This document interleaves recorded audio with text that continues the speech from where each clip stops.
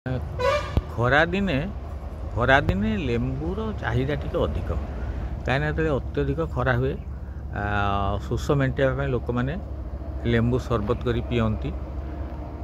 ତେଣୁ ଲେମ୍ବୁର ଚାହିଦା ଏତେ ବଢ଼ିଯାଏ। ଏ ବର୍ଷ ଖରାଦିନେ ଭୁବନେଶ୍ୱର ମାର୍କେଟରେ ଲେମ୍ବୁର ଦାମ୍ ହେଉଛି 3ଟାକୁ 21 ଟଙ୍କା। ତାହେଲେ ହାରାହାରି ଆପଣଙ୍କୁ 7 ଟଙ୍କା ପଡ଼ିଲା, 4ଟି ନେଲେ 25 ଟଙ୍କା। କିନ୍ତୁ ଗାଁ ଗଣ୍ଡାରେ ବିଭିନ୍ନ ଲୋକ ଲେମ୍ବୁ ଚାଷ କରିଛନ୍ତି, ସେ ଲେମ୍ବୁ ଭଲ ବି ଫଳୁଛି। କିନ୍ତୁ ଗୋଟେ କଥା ହେଲା ତା'ର ପ୍ରକୃତ ଦାମ୍ ଲୋକମାନେ ପାଉନାହାନ୍ତି।